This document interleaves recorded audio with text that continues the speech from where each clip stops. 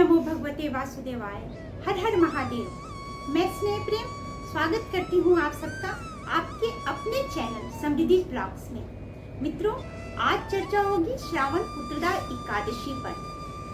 ये एकादशी व्रत कब है, पुत्रदा एकादशी का क्या महत्व है, कैसे किया जाता है ये व्रत, कैसे होती है पूजा, इसमें क्या है व्रत कथा, क्या फल देता है ये व्रत, और पारण का समय क्या है, उसका शुभ मुहूर्त क्या है, ये सारी जानकारी मैं इस वीडियो में आपको दूंगी। इसलिए वीडियो के अंत तक बने रहें। वीडियो पसंद आए तो लाइक कीजिए, शेयर कीजिए, कमेंट्स कीजिए, और अगर चैनल पर नए हैं तो चैनल को सब्सक्राइब कीजिए। और अब आगे बढ़ते हैं वीडियो में। पुत्रदा एकादशी श्रावण मास के शुक्ल पक्ष को, शुक्ल पक्ष में जो एकादशी पड़ती है उसको पुत्रदा एकादशी, श्रावण पुत्रदा एकादशी के नाम से जाना जाता है। वर्ष में 2 बार पुत्रदा एकादशी पड़ती है, एक पौष माह में और एक श्रावण मास में। बहुत महत्व है इस व्रत का मित्रों, क्योंकि पुत्रदा एकादशी का जो व्रत किया जाता है वो संतान प्राप्ति के लिए और संतान के सुख समृद्धि के लिए, उनके दीर्घायु के लिए किया जाता है। जो ग्रंथ हैं हमारे, वैदिक ग्रंथ हैं, जो पुराण हैं, उन सब में इस व्रत का बहुत ज्यादा महत्व दिया गया है। इस व्रत को जो रखते हैं उनके संतान की आयु तो लंबी होती ही है, और जो संतान प्राप्त नहीं कर पाए उनके घर भी संतान की प्राप्ति होती है, और जो पुत्र की इच्छा रखते हैं उन्हें पुत्र प्राप्त होता है। जो भी जिस भी संतान की इच्छा रखते हैं वो नाम से ही पता चलता है इस एकादशी का पुत्रदा एकादशी। तो आपकी जो भी मनोकामना होती है इस एकादशी का व्रत रखने से मिलता है वो पूर्ण होती है। इसका फल जो है, इस व्रत का जो फल है वो बहुत ही ज्यादा है। इस व्रत को रखने से जन्म जन्मांतर के पाप नष्ट होते हैं। मित्रों, एकादशी ही एक ऐसा व्रत है जो करते हम हैं, व्रत को करते हम हैं, और उसका जो पुण्य, उसका जो फल हमें प्राप्त होता है, समय आने पर उस फल को, उस पुण्य को हम किसी को दान कर सकते हैं।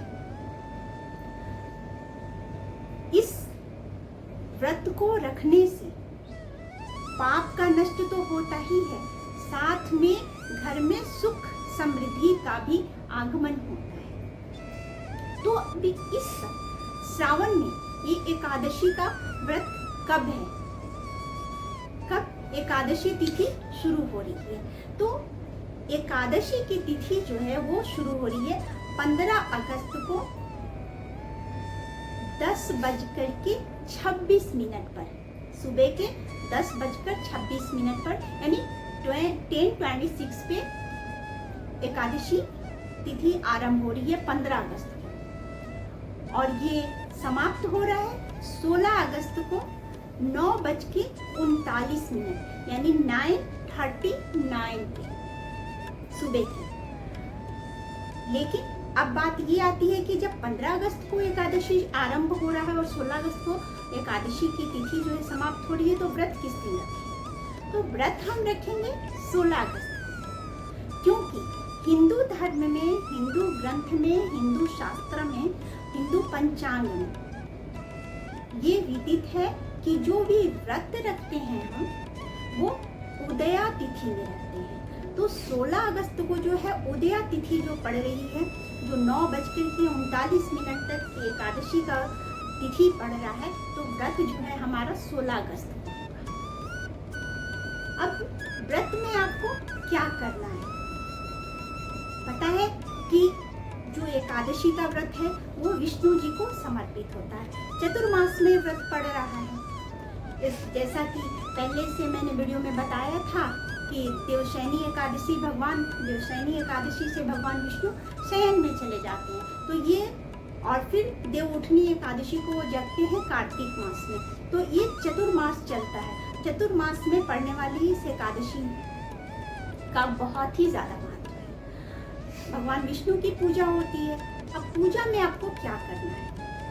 करना ये है कि जो पूजा का आरंभ होता है वो दशमी तिथि से ही हो जाता है। कुछ नियम है जो दशमी तिथि से ही मानना शुरू करते हैं, जैसे सात्विक भोजन करना और सात्विकता का पालन करना। ये सारी चीजें दशमी से शुरू हो जाती है। फिर एकादशी के दिन सुबह में उठ करके मंदिर की सफाई के बाद, स्नान के बाद पीला वस्त्र धारण करें। अगर संभव है तो पीला वस्त्र धारण करें।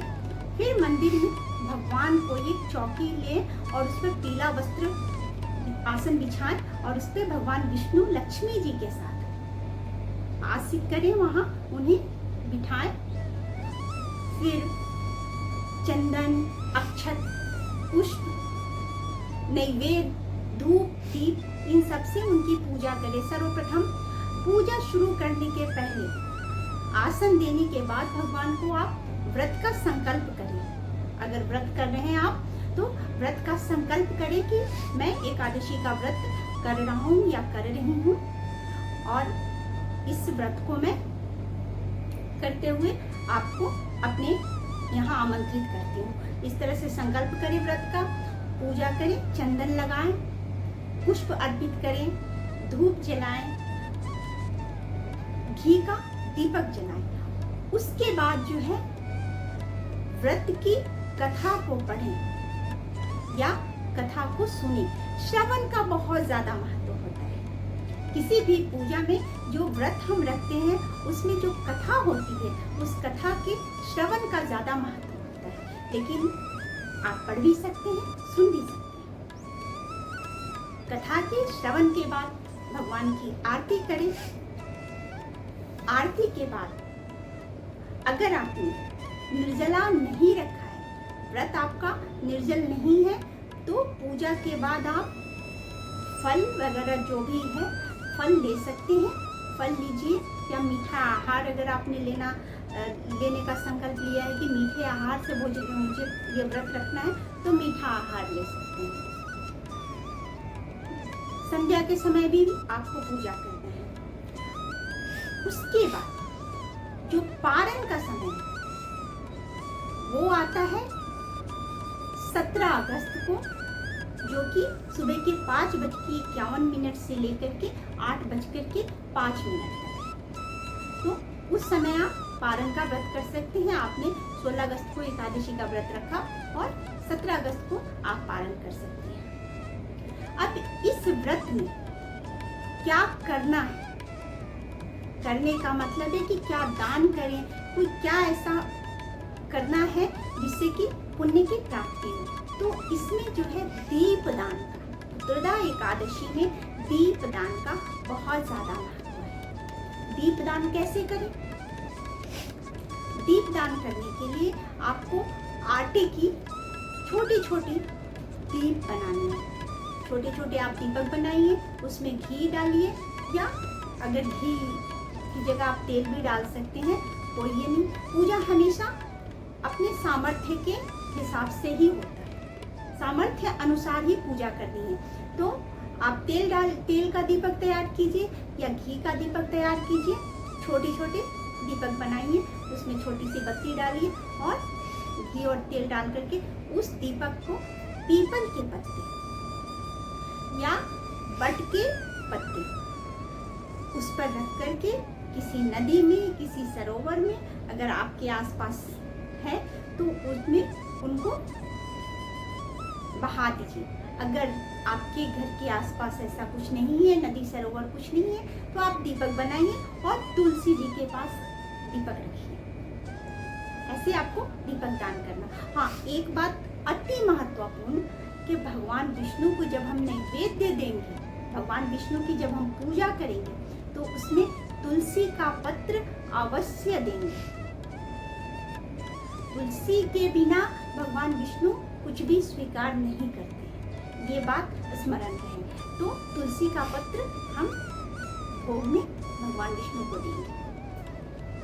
आप भगवान विष्णु को तुलसी का पत्र चढ़ा भी सकते हैं, आप चढ़ा भी सकते हैं। क्योंकि तुलसी भगवान विष्णु जी को अति प्रिय है। माता लक्ष्मी की भी पूजा करनी है विष्णु जी के साथ, ये भी स्मरण है, क्योंकि माता लक्ष्मी धन धान्य देती है, समृद्धि देती है। और जब भगवान विष्णु की पूजा होती है तो माता लक्ष्मी की पूजा अवश्य होती है, और जब माता लक्ष्मी की पूजा होती है तो भगवान विष्णु की पूजा अवश्य होती है। जब भी हम किसी की भी पूजा करेंगे, साथ में दूसरे, अगर लक्ष्मी जी हैं तो भगवान विष्णु का आह्वान भी करेंगे, और अगर भगवान विष्णु की पूजा करते हैं तो माता लक्ष्मी का भी आह्वान करेंगे। अब इस व्रत की कथा क्या है? क्योंकि कोई भी व्रत की कथा के बिना अधूरा होता है। जब तक आप व्रत की कथा को नहीं सुनते हैं या नहीं पढ़ते हैं, आपका व्रत पूर्ण नहीं होता है। तो इस व्रत की कथा क्या है वो मैं बताती हूँ आपको।